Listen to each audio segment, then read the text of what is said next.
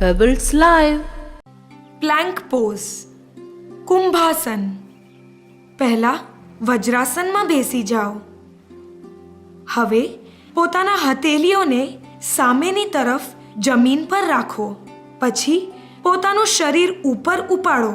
તમારા શરીરનું આખું વજન તમારા હાથ અને એડીઓ પર હોવું જોઈએ. રીઢની હડ્ડી સીધી રાખજો.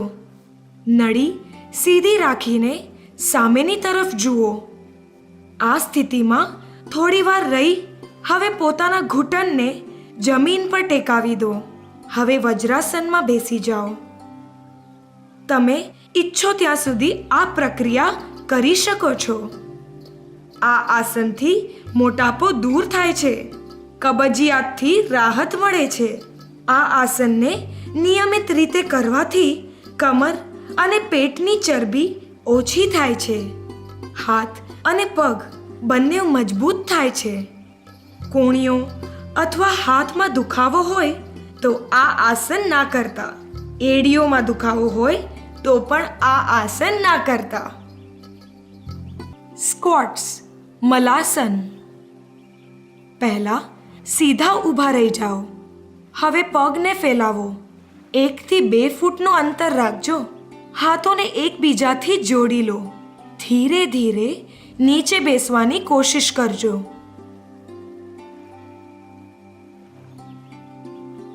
થોડી વાર આ સ્થિતિમાં રહી પૂર્વ સ્થિતિમાં પાછા આવી જજો. આ આસન પોતાના સગવડ હિસાબથી પાછું કરી શકો છો. આ આસનમાં કબજિયાત અને ગેસનો પ્રોબ્લેમ દૂર થઈ જાય છે. આ પગના માંસ અને હડ્ડીમાં સારું ખેંચાવ લાવી એને મજબૂત બનાવે છે. આનાથી પેટની ચરબી ઓછી થાય છે. પીઠમાં દુખાવો હોય તો આ આસન ના કરતા. ઘૂંટણમાં વાગ્યું હોય કે દુખાવો હોય તો પણ આ આસન ના કરતા. ગરુડાસન. પહેલા સીધા ઊભા રહી જાઓ. હવે તમારો જમણો પગ ડાબા પગની ઉપર રાખો. તમારો જમણો પગ જમીન પર હોય અને ડાબા પગની જાંઘ જમણા પગ પર હોય. હવે બેઉ હાથ કોણીઓના ત્યાંથી ઉપરની તરફ વાળો. તમારા જમણા હાથને ડાબા હાથથી લપેટી લો. નજર સામે રાખજો. થઈ શકે તો તમારા પંજાઓને મળાવવાની કોશિશ કરજો. થોડા સમય માટે આ આસનમાં રહેવાનો પ્રયાસ કરજો.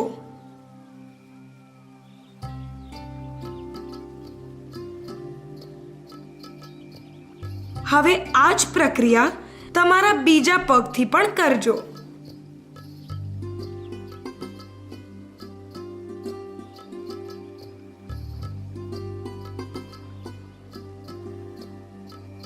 શારીરિક સંતુલન સુધારે છે. કુલ્લા અને જાંઘ મજબૂત બનાવે છે. પીઠ લચકદાર બનાવે છે. પગના માંસ અને હડ્ડીઓને પણ મજબૂત બનાવે છે. ઘૂંટણનો દુખાવો હોય તો આ આસન ના કરતા.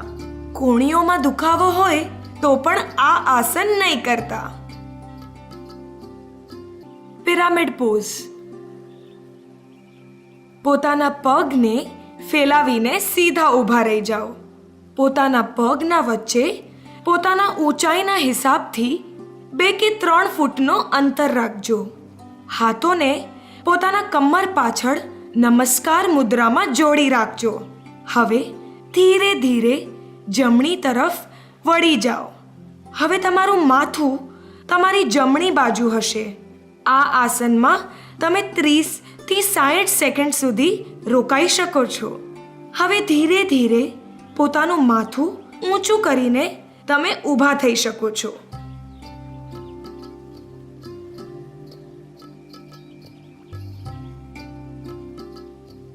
આ બધી ક્રિયા ડાબી બાજુ પણ કરજો.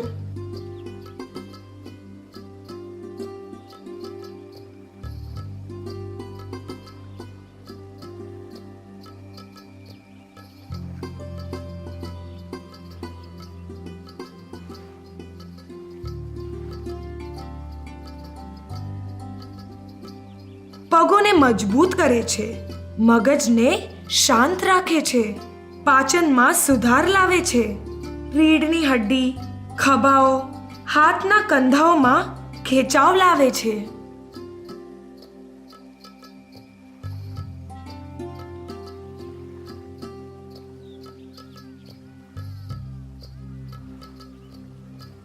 હાઈ બીપી અને કમરમાં દુખાવો હોય તો આ આસન ના કરતા. ગર્ભવતી સ્ત્રીઓએ પણ આ આસન ના કરવું જોઈએ. હાથોમાં વાગ્યું હોય તો પણ આ આસનથી દૂર રહેજો.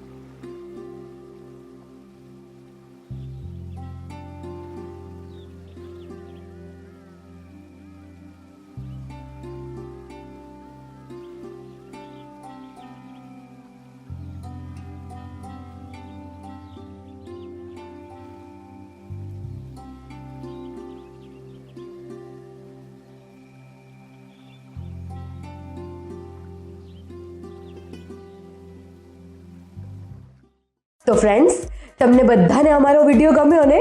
જો આ વિડીયો ગમ્યો હોય તો એને લાઈક અને શેર કરવાનું નહીં ભૂલતા અને જલ્દીથી અમારા ચેનલને સબસ્ક્રાઇબ કરી લો અને હા, બેલ આઇકન પ્રેસ કરવાનું નહીં ભૂલતા. બાય.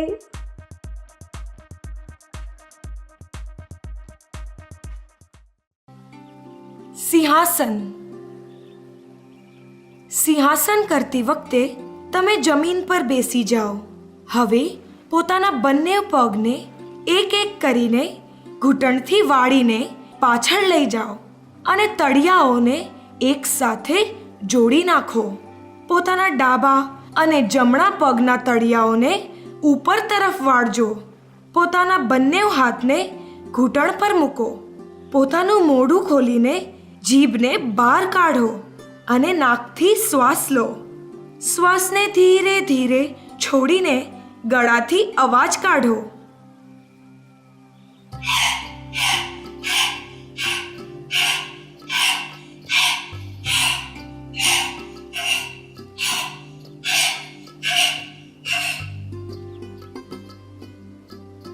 અવાજ સુરીલો થાય છે. માનસિક તણાવ ઓછું થાય છે. કરચલીઓ ઓછી થાય છે. ઘૂંટણમાં દુખતું હોય તો આ આસન ન કરવું જોઈએ. ગળામાં દુખતું હોય તો પણ આ આસન ન કરવું જોઈએ.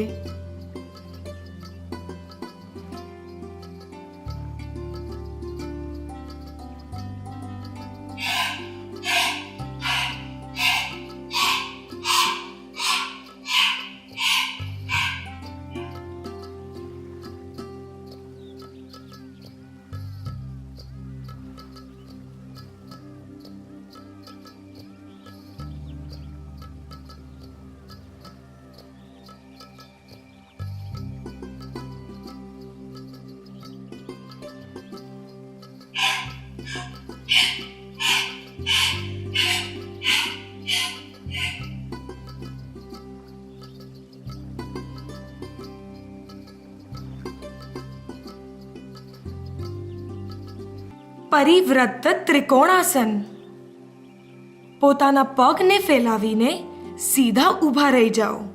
પોતાના પગના વચ્ચે પોતાના ઊંચાઈના હિસાબેથી 2 કે 3 ફૂટનો અંતર રાખજો. હવે પોતાના શરીરને આગળની તરફ વાળો.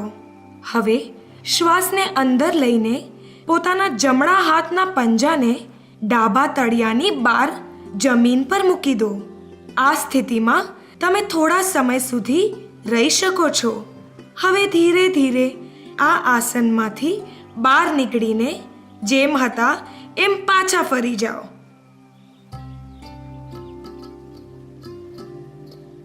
આ જ ક્રિયા તમે બીજી બાજુ પણ કરો.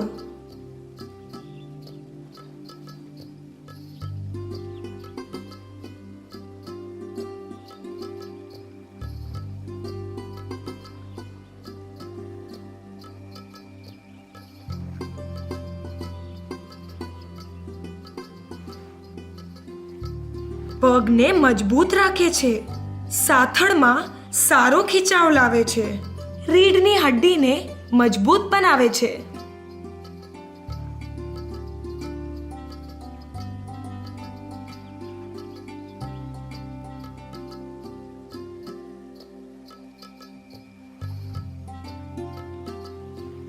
હાઈ બીપી વાળા આ આસન નહીં કરતા.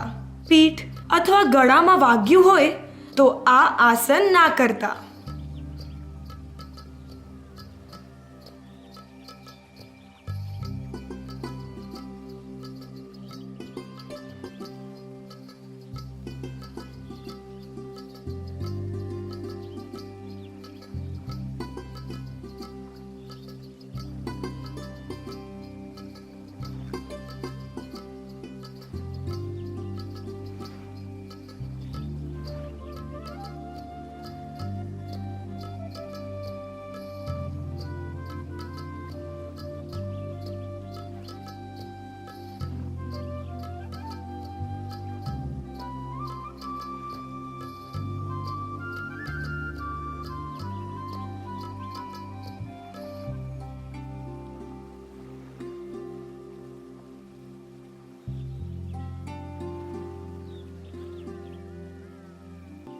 સસંગાસન.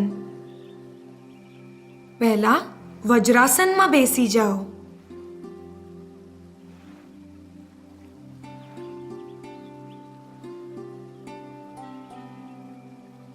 હવે નીચે વળીને પોતાનું માથું જમીન પર ટેકાવો.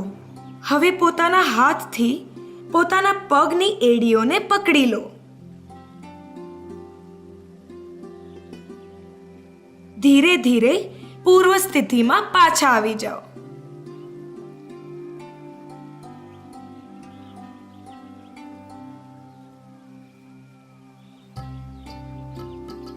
આ આસનથી પેટ અને કમરની ચરબી ઓછી થાય છે.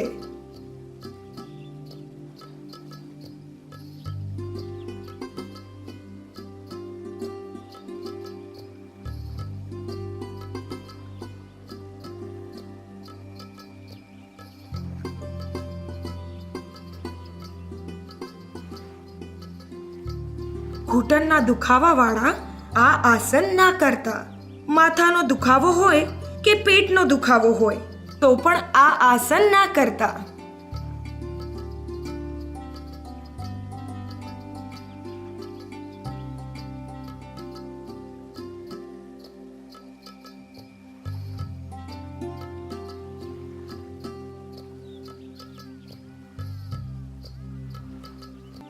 ઉત્કટાસન. સૌથી પહેલા સીધા ઊભા થઈ જાઓ અને પછી બંને પગ વચ્ચે અંતર રાખજો. હવે તમે તમારા બંને હાથો સામે લઈને ફેલાવો. હવે ઘૂંટણને ધીરે ધીરે નીચેની તરફ બેસવા જાઓ, જેથી એવું લાગે કે તમે એક કાલ્પનિક ખુરશી પર બેસી રહ્યા છો. આ આસનમાં થોડીવાર માટે એમ જ રહો અને પછી જેમ હતા એમ પાછા આવી જાઓ. આ આસન તમારું શારીરિક સંતુલન વધારે છે, રીઢની હડ્ડી અને જાંઘોને હજી મજબૂત બનાવે છે, કમરને પણ મજબૂતી આપે છે.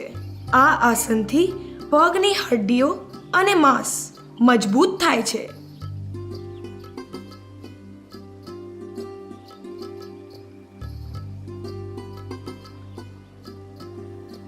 ઘૂંટણ અને કમરના દુખાવાવાળા આ આસન નહીં કરતા.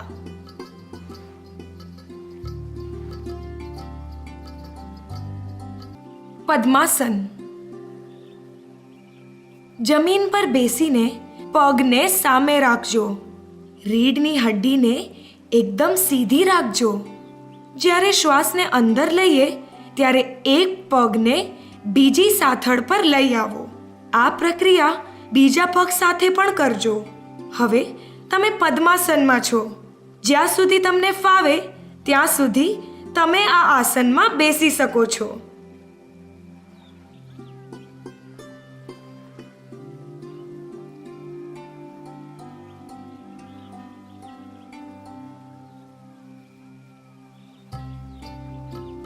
આ આસન મનને શાંત કરે છે, રીઢની હડ્ડીને મજબૂત અને લચકદાર બનાવે છે. પદ્માસનમાં મન સિદ્ધાર થાય છે. પદ્માસન પેટની ચરબી ઓછી કરવામાં મદદ કરે છે. ઘૂંટણમાં દુખાવો હોય તો આ આસન ન કરવું જોઈએ. કમરનો દુખાવો હોય તો આ આસન ના કરતા. શવાસન. જમીન પર ચટાઈ પાથરીને પીઠ તરફ લેટી જાઓ. હાથોને શરીરથી 4 કે 5 ઇંચ દૂર રાખજો. પગના વચ્ચે 1 ફીટનો અંતર રાખજો. હવે પોતાના શરીરને ઢીલું છોડી આંખો બંધ કરી રાખજો. ધીરે ધીરે શ્વાસ લો અને તમારું બધું જ ધ્યાન તમારા શ્વાસ પર કેન્દ્રિત કરજો. તમારા મનમાં કોઈ પણ જાતના વિચાર નહીં લાવતા કોશિશ કરજો.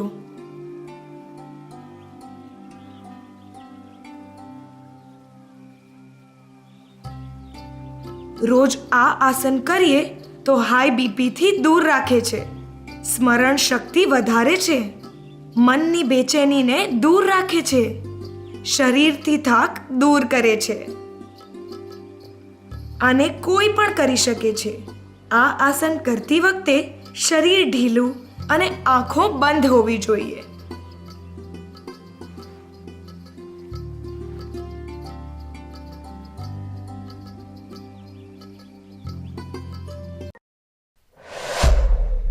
Pebbles Live.